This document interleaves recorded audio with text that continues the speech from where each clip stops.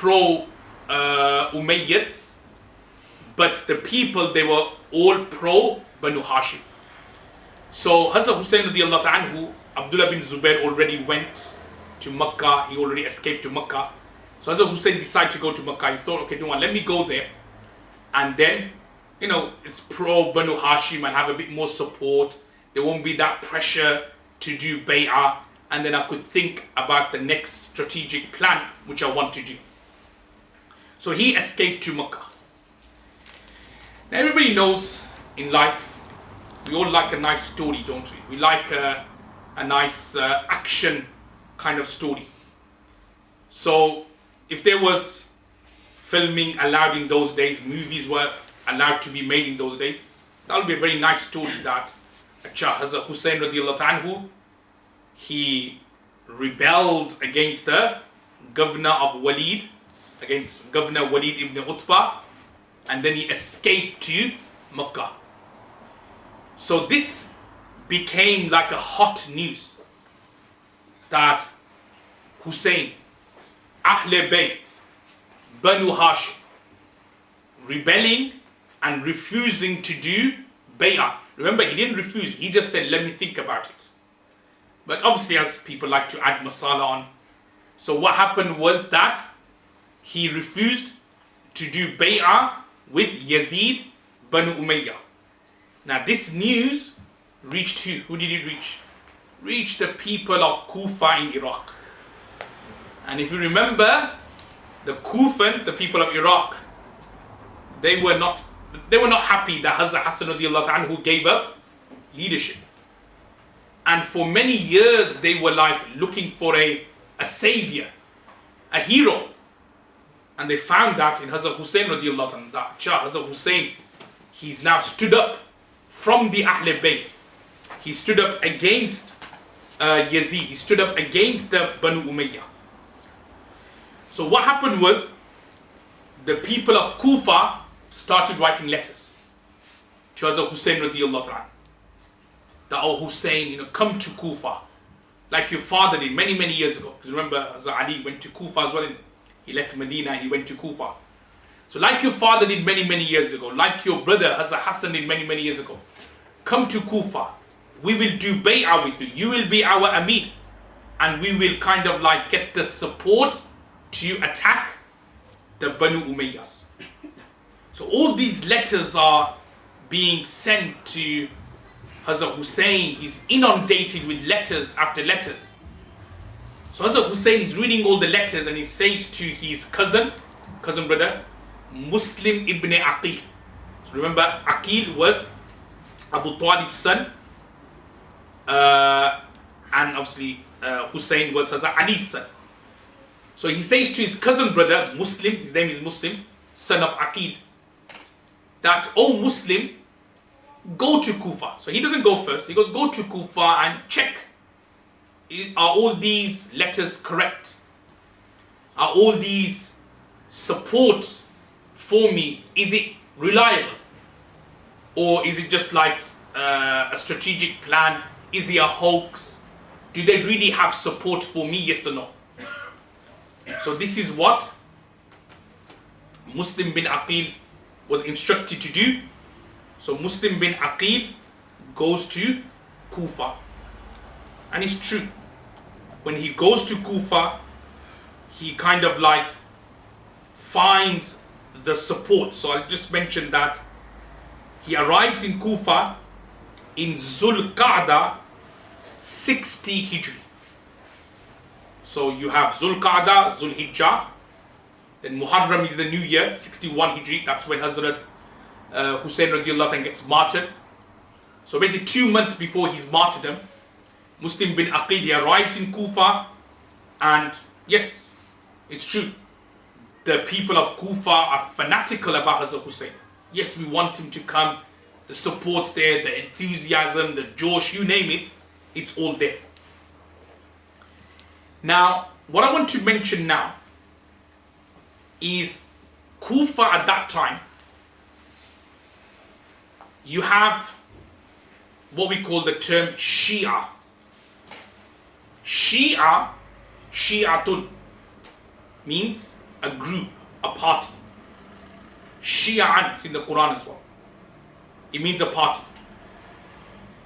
So at this moment in time, you know, the Shias is only a political group. It's not a ideological group at this moment in time. In other words, it's just a political group. Political group means that the people of Kufa, they were Shia to Ali, in terms of they were pro Ahl Bayt, pro Banu Hashim, anti Banu Umayyah. That's it. They had no theology at that time. There was no ideology at that time. There was no matam. There was no beating the chest. Nothing. There was no thing as Ma'soom of the Imam and these things. Nothing like that. They were all what, everyone? Just a political party. You know, like you have political parties and so on. It was just that. Like you have Conservative, Labour, Lib Dem. Just, so they're all the same in terms of majority and non-Muslims, but they just have different agendas. So this was what they were. They were the Shia to Ali in Kufa. It was just a political party. Nothing about the ideology. That came later, which I will speak about briefly later, inshallah. So you have the Shia, who was the political group. Now, as I was saying, Muslim ibn Aqil, he arrives in Kufa, Zulqa'dah 60 Hijri. He sees the josh, the enthusiasm, the love, the ishq, the people of Kufa have for Hazrat Hussein radiAllahu anhu. So he writes a letter. He writes a letter to Hazrat Hussein, and he says, "O Hussein, as soon as you receive this letter, come straight away. Without any delay, jaldi se aaja, come." Because they are so enthusiastic about you. They want you to come and be the leader. So what happens was that Hazrat Hussein radiallahu anhu, he received the letter. I'll go back to that story in a few minutes. I'll come back to that in a couple of minutes time. And let's have a look at what happened to Muslim bin Aqil, because to run chronologically will be better. So this letter now is sent to Hazrat Hussein in Medina, in Makkah Mukarramah. So Muslim bin Aqil is where?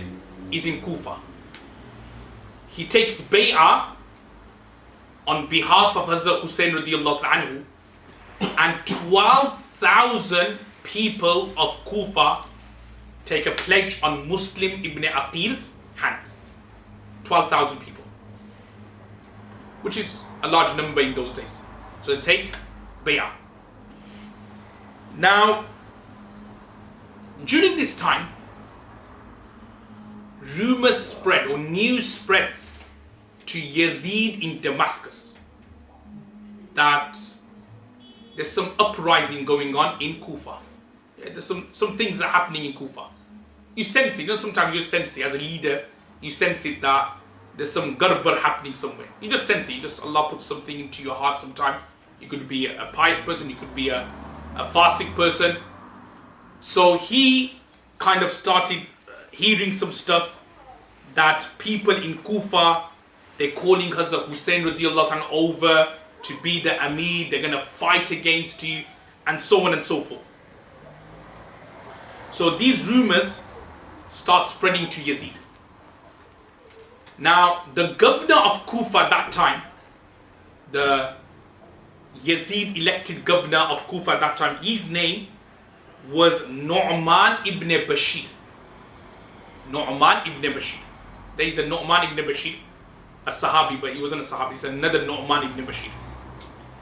So what does Yazid do? Is Yazid removes Nu'man bin Bashir from his post. Goes, kuch kaam ke nahi, you haven't done anything. You allowing this uprising to happen, and you haven't done anything.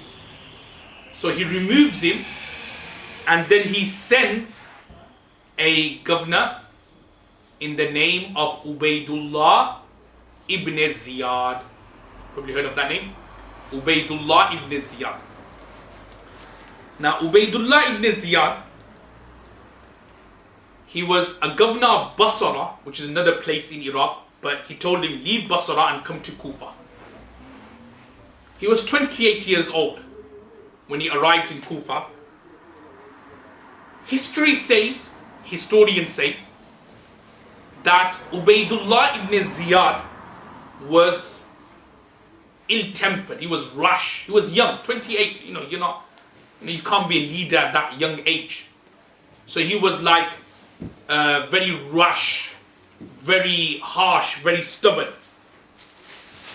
But at the same time, he's very, very smart, like politicians have to be. So he's very, very smart. So what he does is that he arrives in Kufa.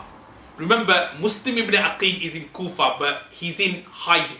He's not doing everything open. He can't do everything openly because remember, he's still under Umayyad's control. So he can't do it openly. He's like, say, sometimes in some places like in China or in Hong Kong where the Tabligh Jamaat go, they can't do it openly. They have to go quietly, house to house, and they give dawah. So similarly, he was like going from place to place, Muslim ibn Aqil, but no one knew where he was staying. So when Ubaydullah bin Ziyad went to Kufa, I just want to say how smart he is. That firstly, what he does is he calms everybody down. He calms the uprising by bribing everyone. Bribing always works. So he bribes all the main leaders. He goes, look, I'll give you money, I'll give you leadership, I'll give you this, I'll give you land. You just tell your people to calm down, stop the uprising. So firstly, he sweetens them with a bit of bribes. And then he also does another thing, which is the harshness. So in other words, he firstly publicly calls everyone and he says that anyone caught supporting Muslim ibn Aqil or anyone from the Banu Hashim against the Umayyads, then I will kill you, I will threaten to do this, I will threaten to do that. He gives those threats, but then on the side, he's sweetening everyone with bribes. And this is how politicians work. Yeah? Zahiran, apparently they'll give you all this, yes, we'll do this, we'll do that. But then on the side, they'll be bribing everyone. So he was a very smart politician. This is what politicians do nowadays as well. So he was kind of bribing everyone, but then at the same time, he was giving that authoritative nature that khabardar, if you do everything or anything, I'll be after you. So he kind of got everyone on lockdown. So the main leaders, he kept them quiet and sweetened with the bribes, and the awam and the general public, he got them scared by threatening them. So slowly, people were kind of like a bit scared of Ubaydullah bin Ziyad and what may happen. Now going back to what I said, Ubaydullah bin Ziyad is a very smart guy. He, behind the scenes, is discreetly trying to work out and find out where is Muslim ibn Aqil, because that's the whole purpose he came here for. He wants to know where Muslim ibn Aqil is. Now obviously they didn't have iPhones and sat phones in those days to find out the location of where Muslim ibn Aqil was, but he couldn't tell where he was. So what he did was that he decided that the only way I will find out where Muslim ibn Aqil is, I have to infiltrate his inner circle.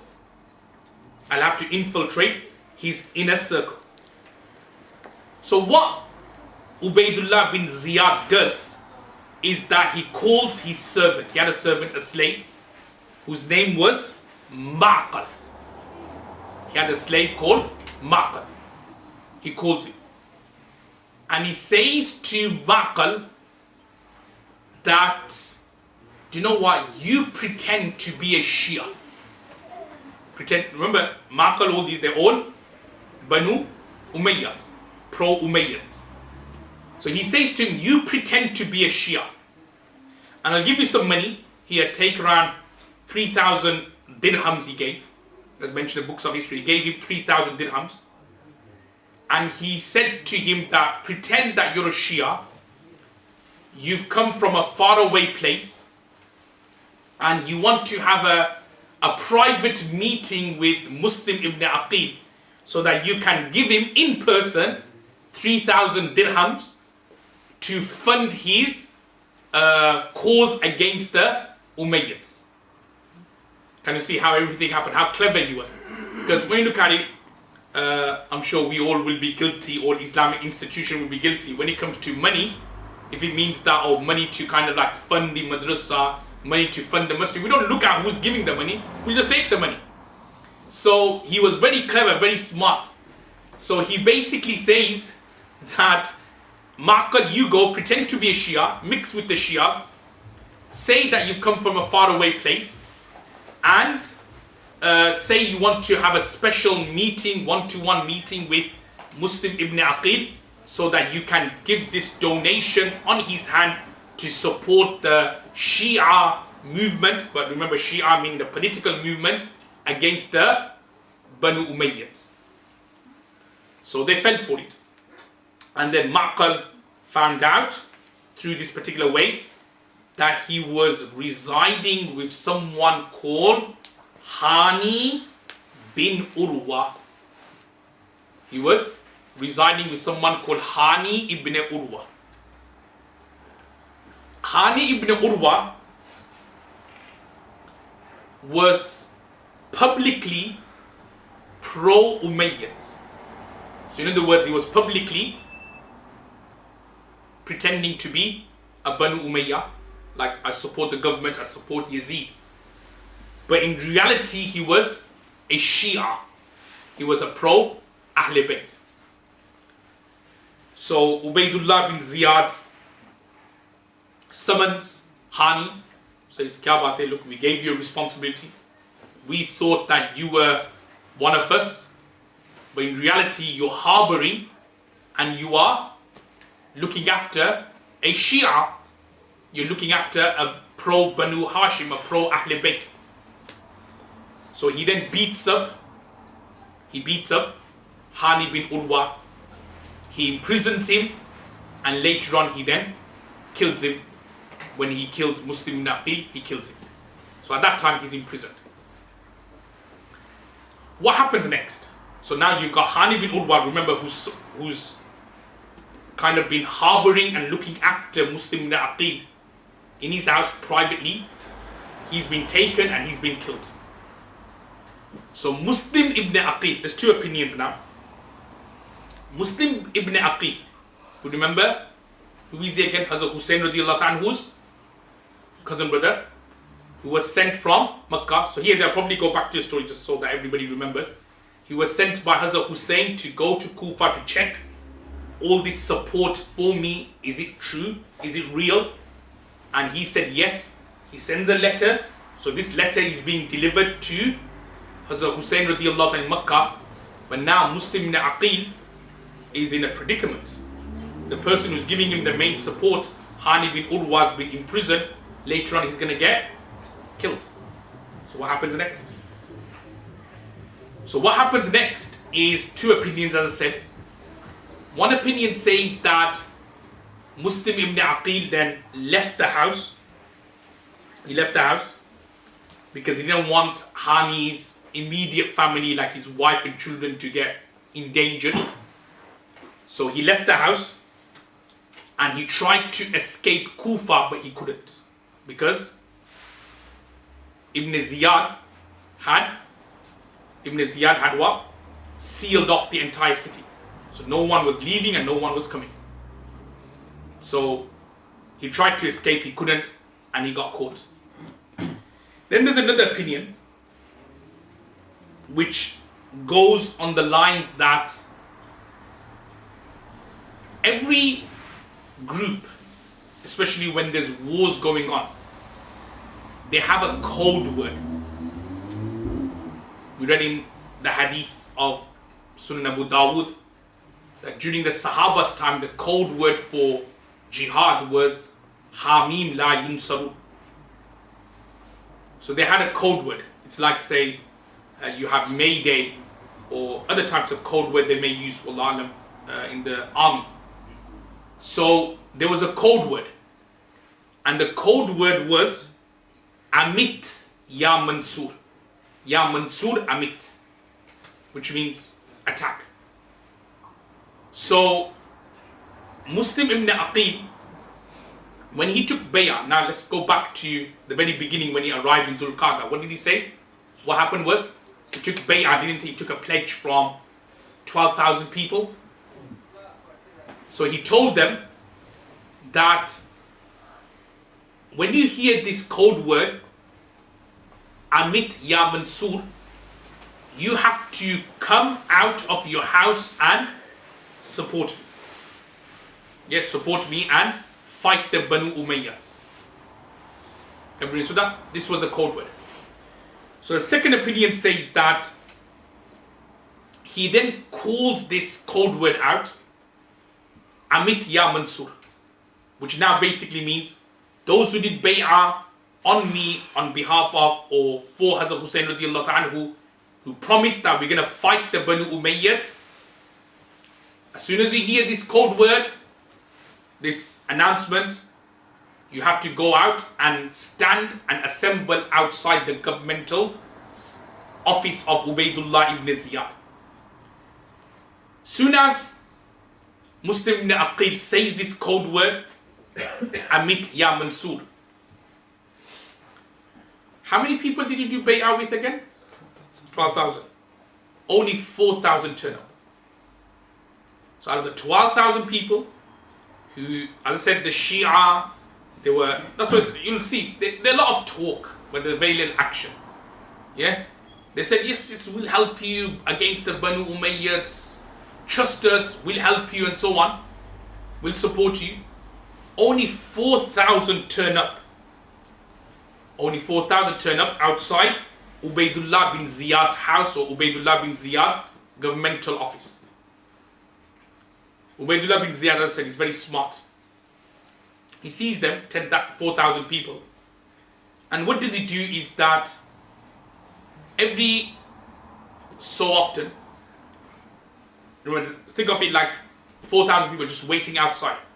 He calls one of the leaders in, calls him to the office, bribes him, and then that leader goes out and takes away his people. Because this is how it used to work in those days. You deal with the leaders.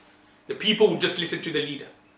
So he would bribe the leaders, and then one by one, the leaders were going to the office, getting bribed, they were going out, they were taking all the people. Remember, they are not ordinary people.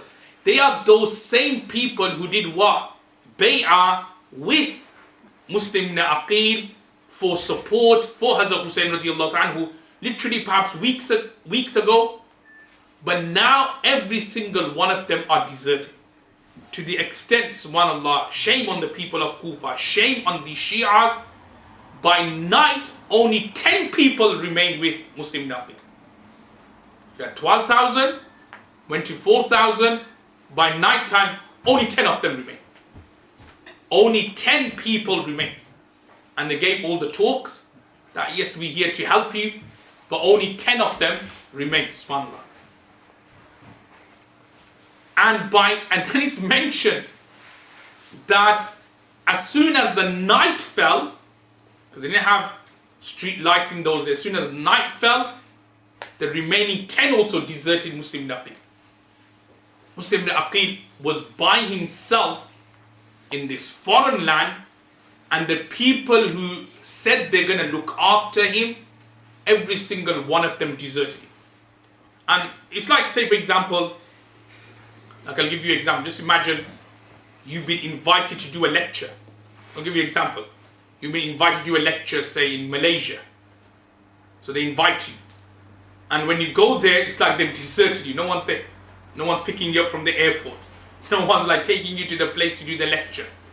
So you think, well, on earth, because especially if you go to a foreign land, you don't know what to do next. You don't have the currency. You don't know the language.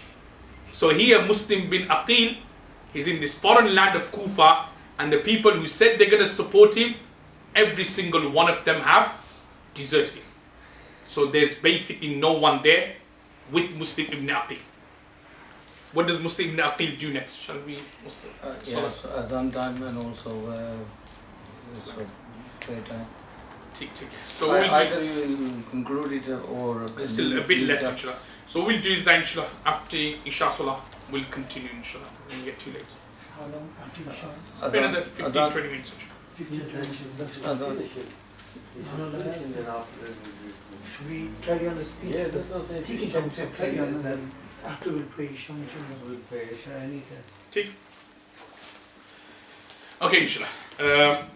Inshallah, not too long, inshallah. We're in the main part of the story, then we'll khatam more jaying, inshallah. So as I was saying, everyone, that so only no one stayed with Muslim ibn Aqil. So Muslim ibn Aqil, all by himself, in the darkness of Kufa, goes and knocks on a woman's door. Knocks on a door. This woman, her name is Tuwa.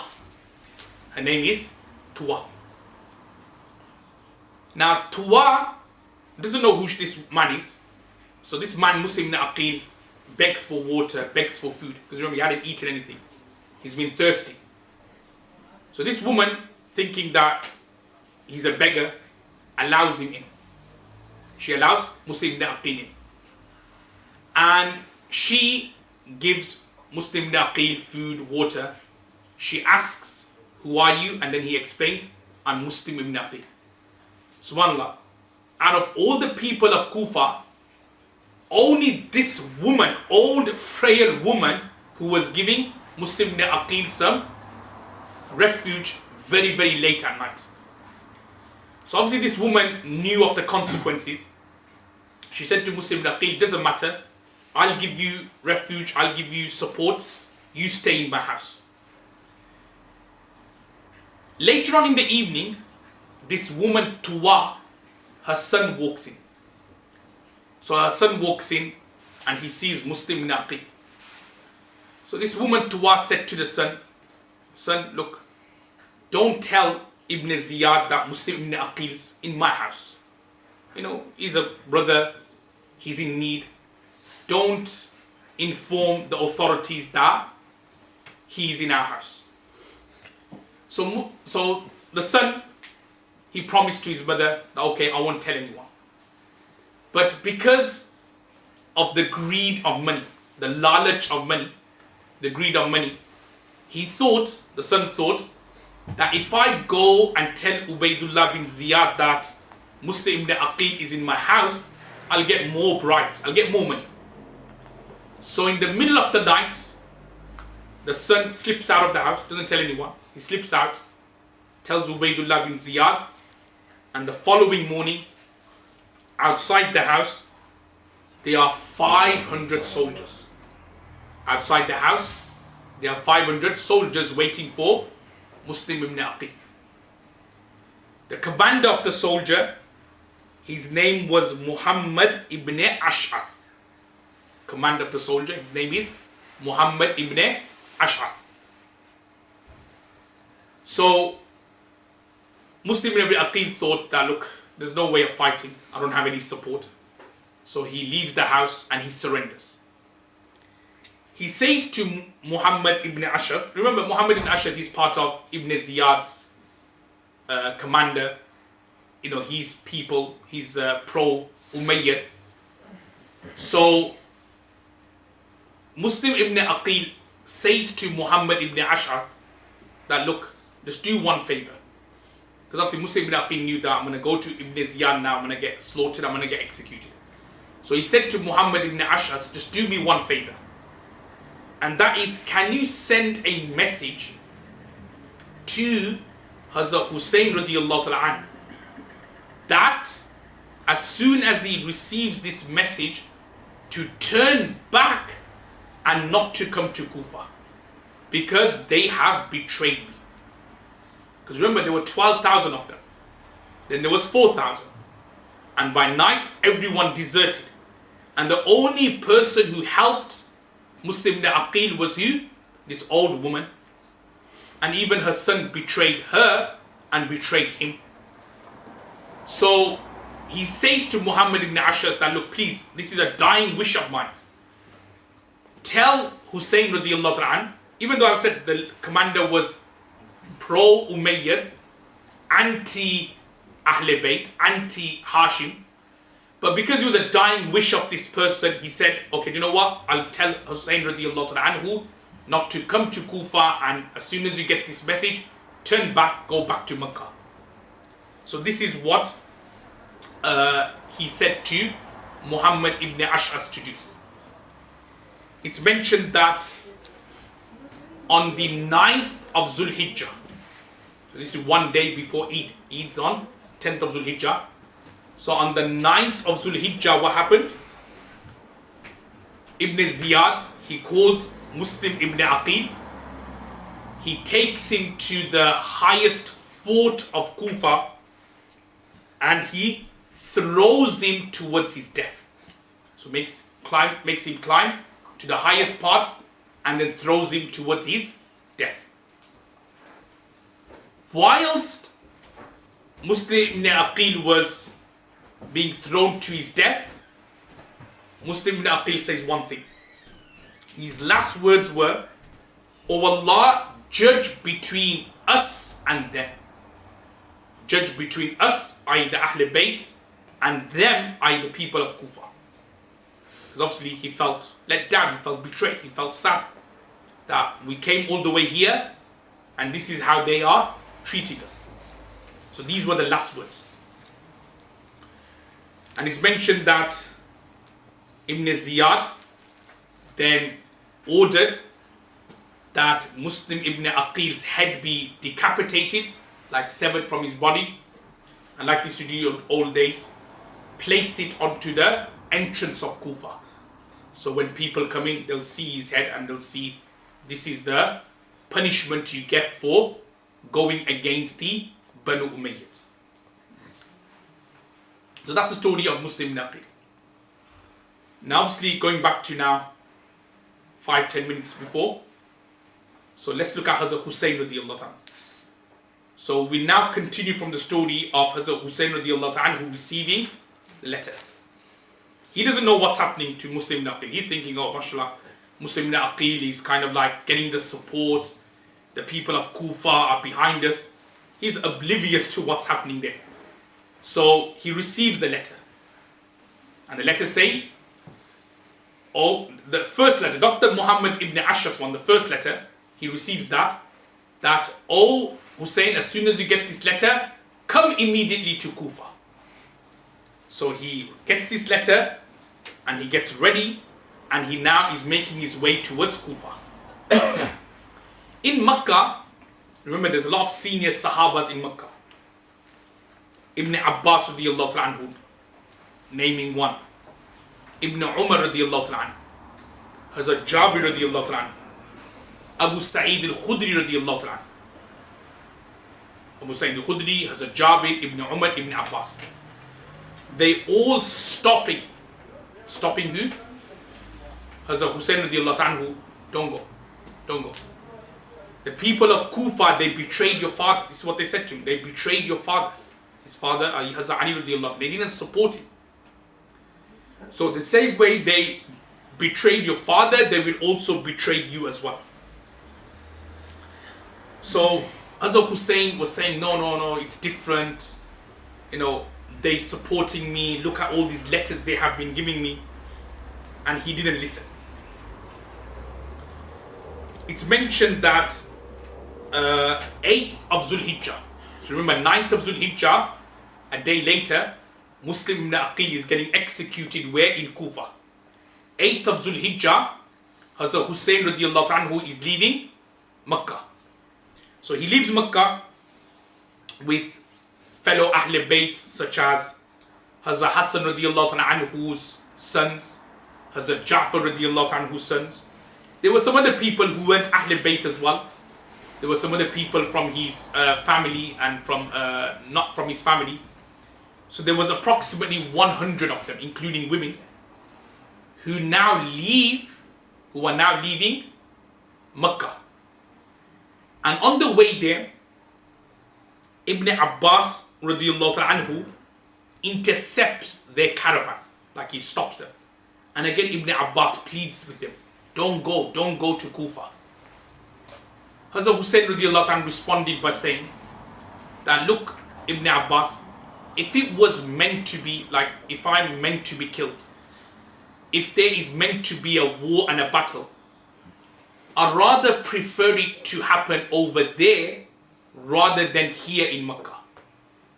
Because the thing was, the Banu Umayyads, they would have forced Hazrat Hussein radiallahu anhu to do the bay'ah. And if he don't, they would have come after him and they would have fought against him. There would have been a civil war in Makkah. So he's saying that, look, I rather prefer it to happen somewhere else rather than where? In Makkah. Again, he continues with his journey and then he meets Ibn Umar radiallahu anhu. Ibn Umar then meets him again. Again, he's pleading with him. Don't go, don't go. And Ibn Umar radiallahu anhu narrates a hadith, a very famous hadith. He says to Hazrat Hussein radiallahu anhu that, can you remember that hadith, O Hussein? That when Prophet ﷺ was about to pass away,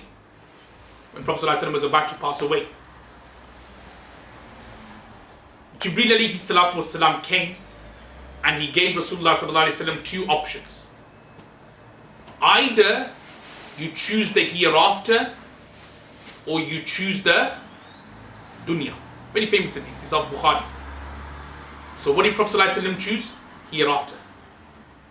So Ibn Umar radiallahu anhu was trying to explain to Hazrat Hussein radiallahu anhu that Prophet sallallahu alayhi wasallam chose the hereafter, meaning, O Hussein, you are a part of Rasulullah sallallahu alaihi wasallam, and Rasulullah sallallahu alaihi wasallam has chosen for you, i.e. the Ahl Bayt, he has chosen for you the hereafter.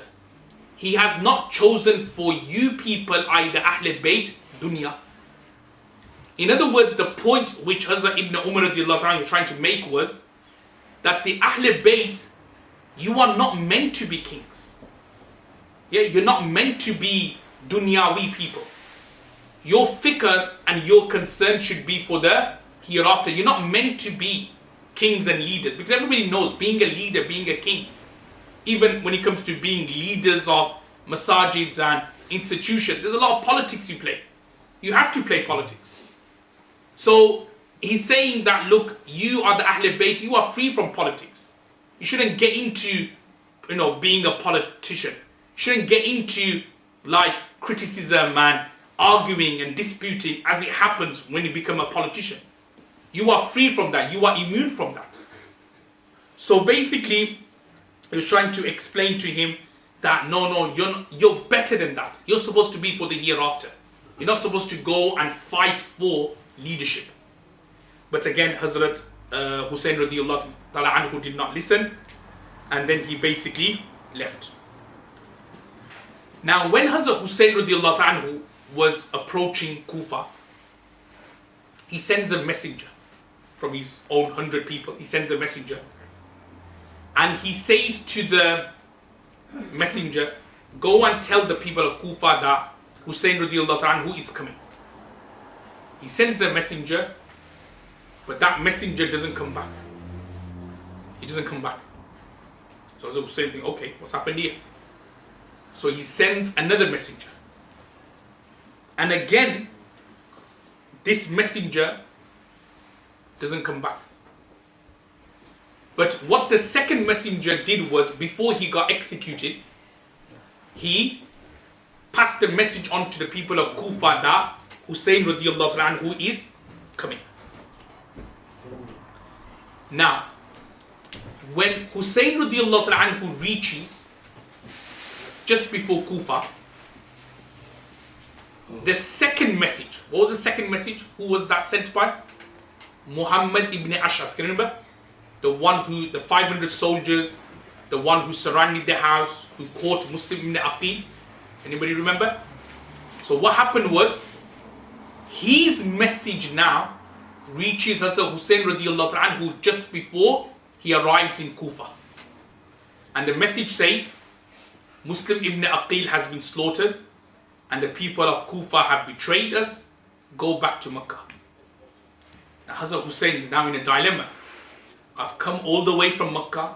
I'm just about to enter Kufa, and this sad news reaches us that Muslim ibn Aqil, my cousin brother, has been killed, and the trust of the people of Kufa has gone and they have betrayed us.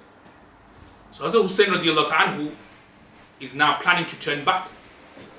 But the thing was, Muslim ibn Aqil, his sons were part of the 100 people. So they were saying that, no, they killed our father. We need to go there and fight them.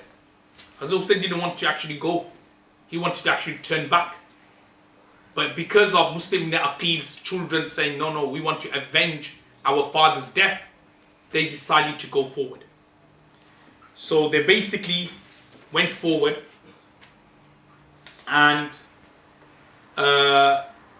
he thought that if I'm marching to Kufa, when they would see me, i.e. Hussein radiAllahu anhu, the grandson of Rasulullah sallallahu alaihi wasallam, they will give me support.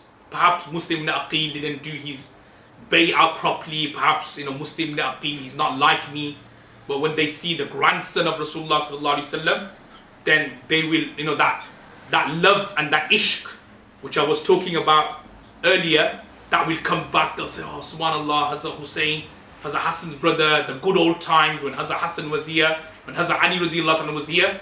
They'll remember all that, and the love for the Ahl Bayt will then come and they'll kind of support us.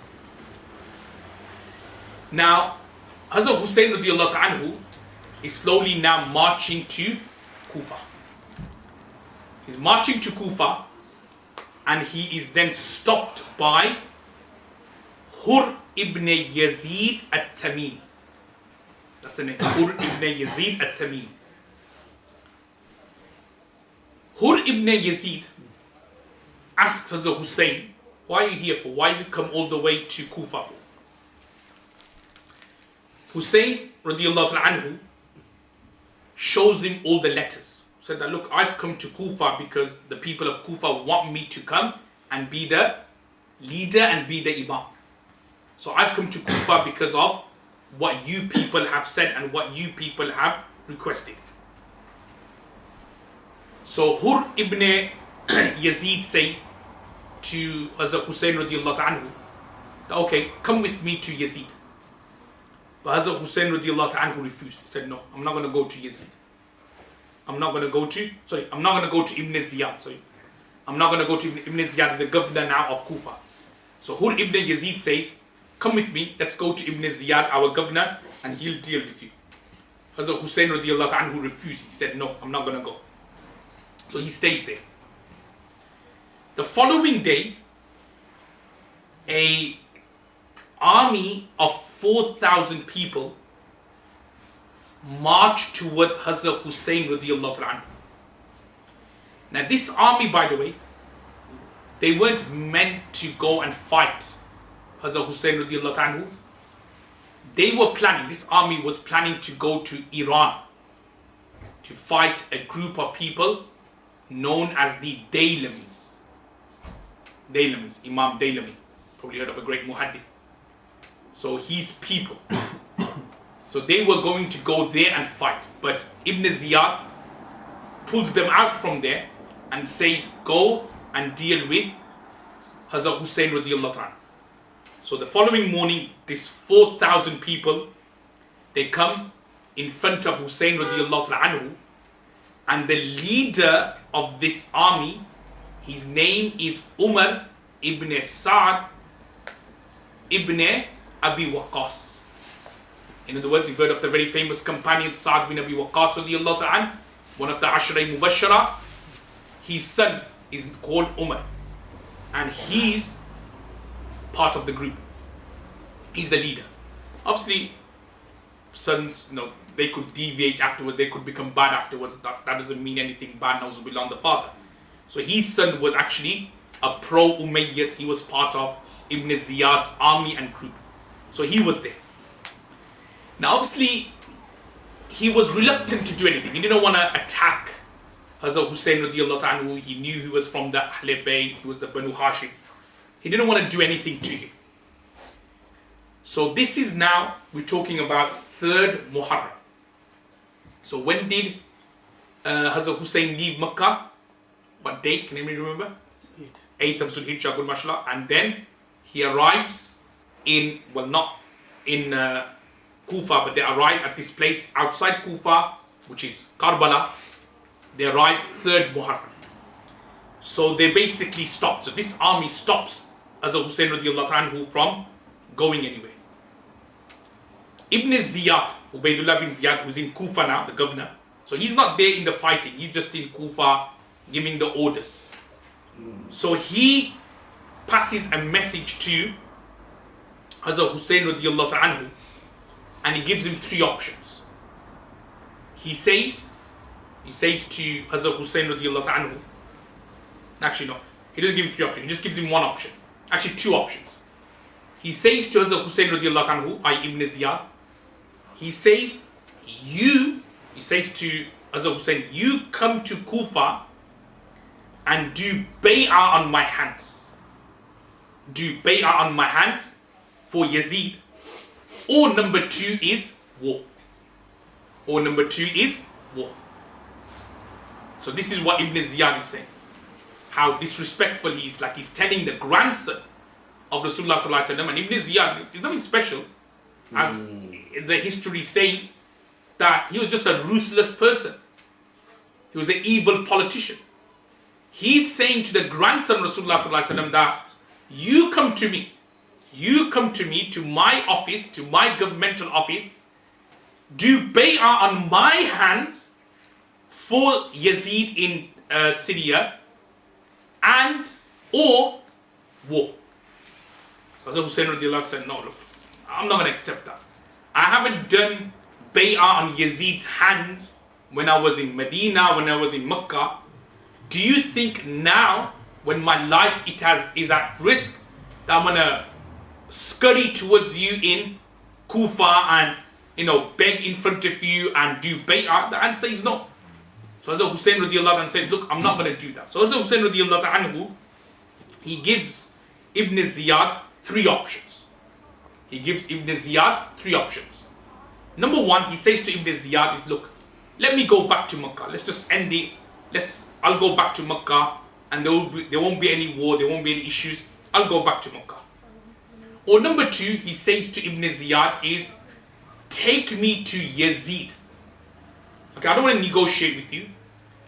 Let me go to Yazid, who's in Syria, who's in Sham, who's in Damascus, and I'll speak to him directly. And the third option, he said, is, or send me to exile. Send me to exile. In other words, send me somewhere and I'll live by myself there without burdening, without kind of like harming anyone. So these were the three options. And when you look at it, brothers and sisters, what do you reckon? Do you know these three options which Hazrat Hussein radiallahu anhu said? They're reasonable. There's nothing sinister. He said, look, send me back. Let me speak to Yazid. Or number three is that send me somewhere else and I'll just live there by myself. So these three options were very, very kind of reasonable. But Ibn Ziyad was very arrogant, stubborn. He said, no, bay'ah on my hands or war. So as Hussein radiallahu anhu said, that in that case, will have to be war. Because I'm not going to come to you and beg and say and do bay'ah on your hands when before, when I was in security, I didn't do it. I'm not going to come to you now and do this in front of you. So this is what happened. Now remember, this final negotiation, the final three options, and Ibn Ziyad blankly refusing, that happened on 9th of Muharram. So when did Hazrat Hussein radiallahu anhu arrive at Karbala? It was 3rd Muharram, and 9th of Muharram was the final decision. What we can derive from here is, it wasn't possible whatsoever for Yazid to have been involved in all this.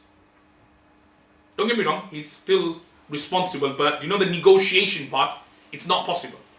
Because from Iraq to send a message to Sham by foot, by horse, and then getting an answer back from Yazid, that could not have happened in 6 days. So what we can understand from here is that the main obstacle, the main culprit of Hazrat Hussein radiallahu anhu martyrdom was Ubaydullah bin Ziyad. He was the one who's being awkward. He was the one who's saying, no, you come and do bay'ah. He wasn't kind of like negotiating. He wasn't, at least with Hazrat Hussein was saying that, look, I'll give you these three options take one of these three. His options were my way or the highway. So this happened on the 9th of Muharram. That night, obviously plans are made to get involved into a war. So Ubaydullah bin Ziyad then sends another group of, what do you call them, thugs if you want to call them.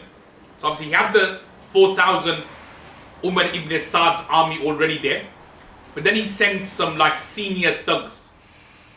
And one of them was called, probably heard of his name, Shimr ibn Dhil Jawshan.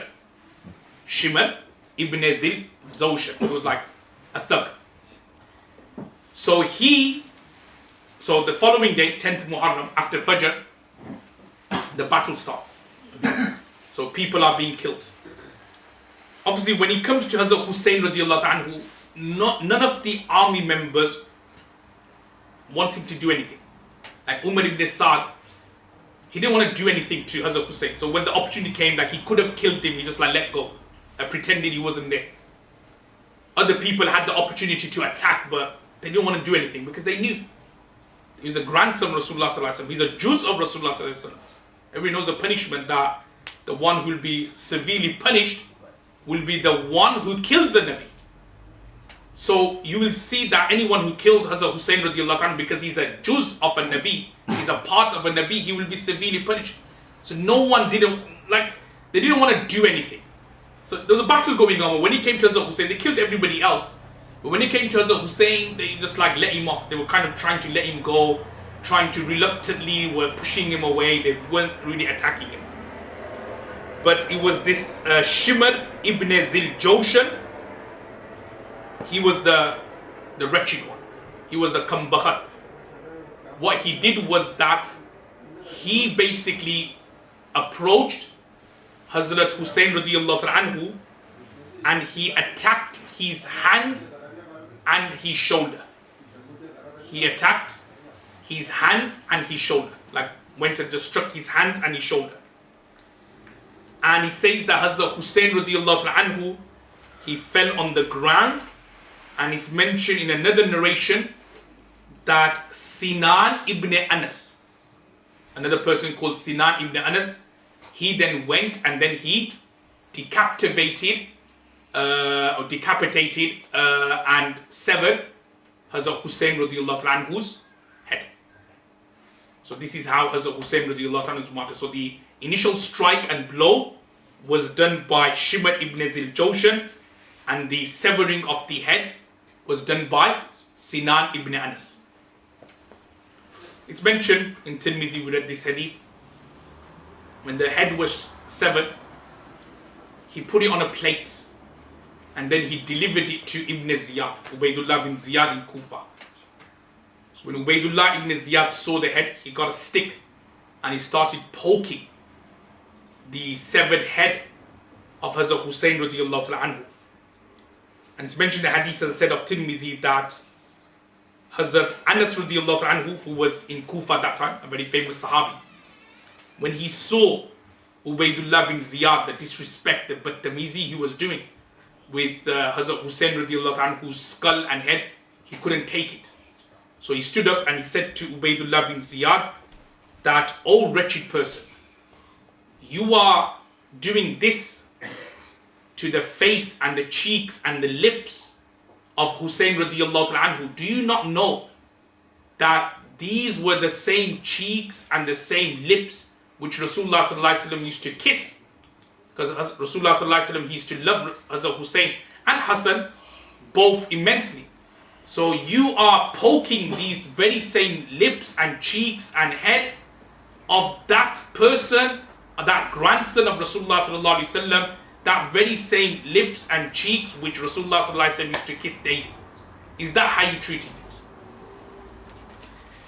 Now obviously, there's so many things to say. Obviously, we don't have time to get into all of these things. But just very quickly, a couple of points to add on, inshallah. Who is to blame? We as Sunnis, this is the very important part. Who do we blame?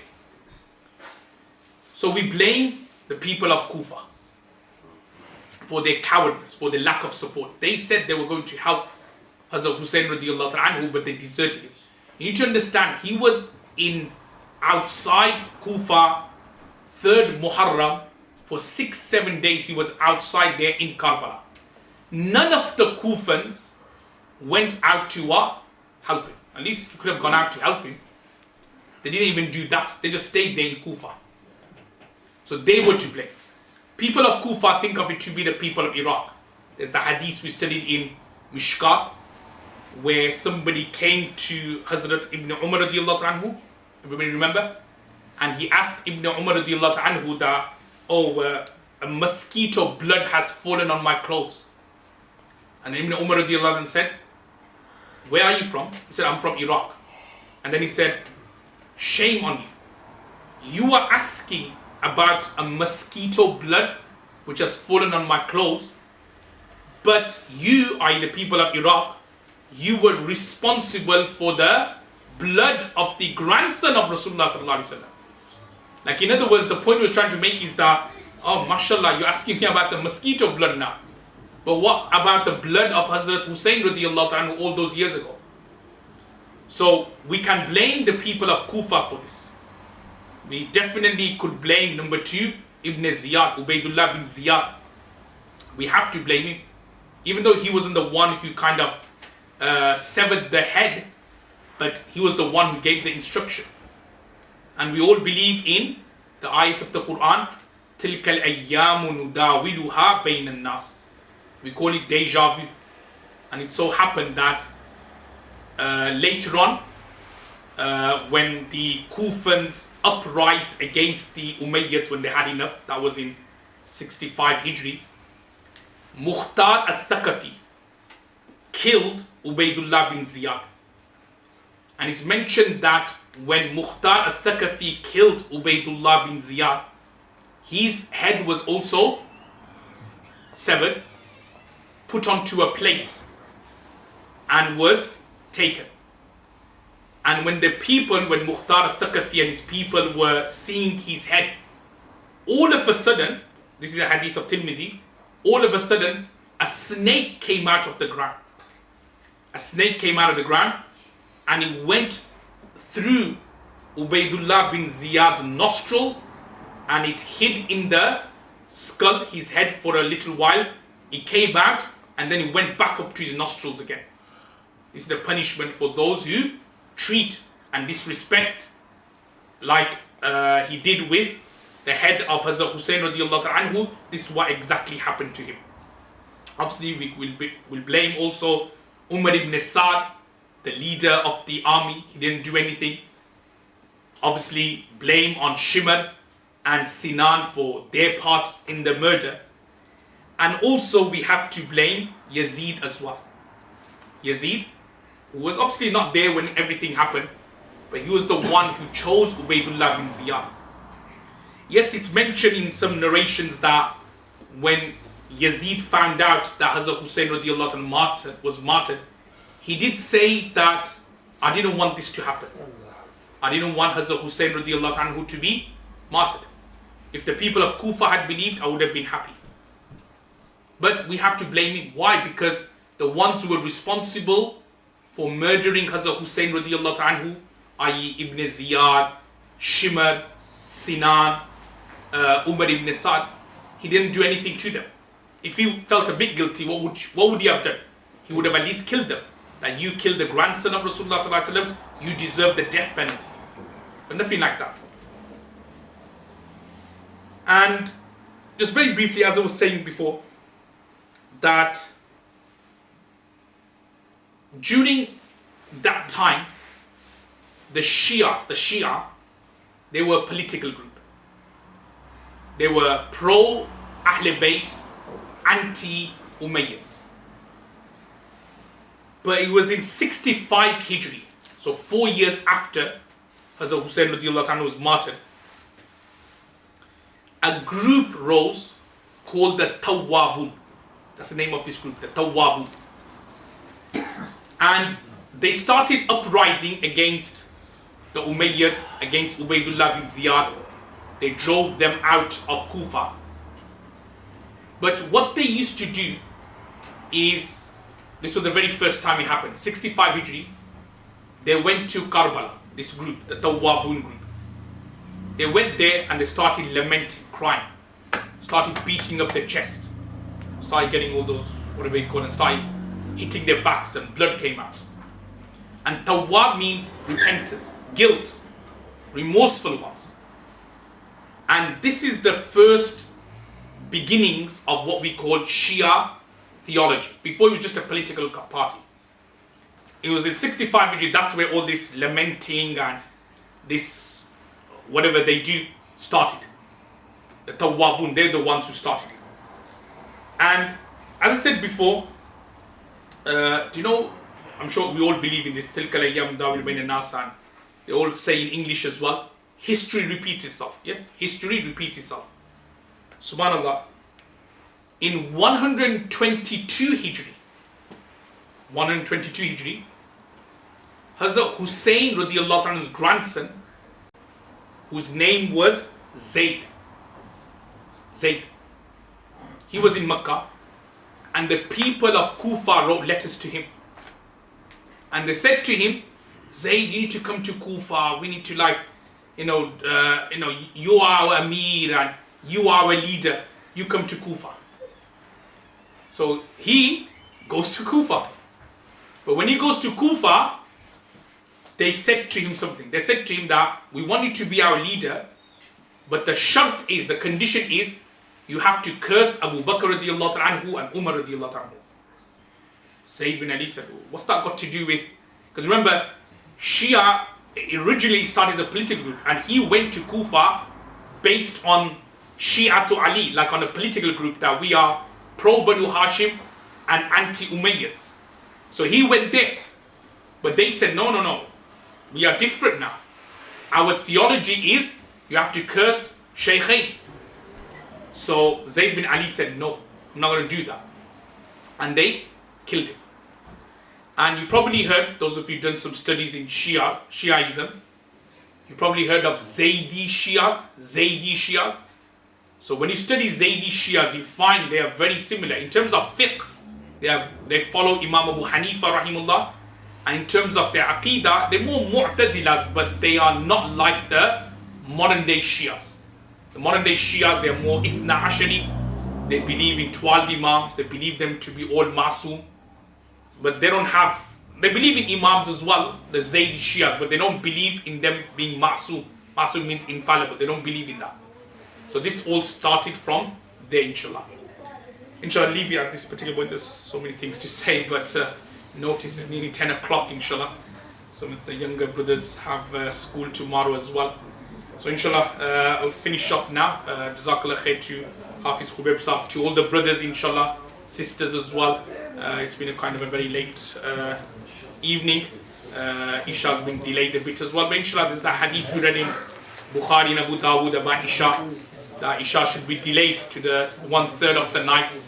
Prophet ﷺ said that, if it wasn't difficult for my ummah, I would have delayed Isha to 1/3 of the night. So inshallah, we'll have to find that fazilat for today, inshallah. Jazakallah khair. Assalamu alaikum wa rahmatullahi wa barakatuh.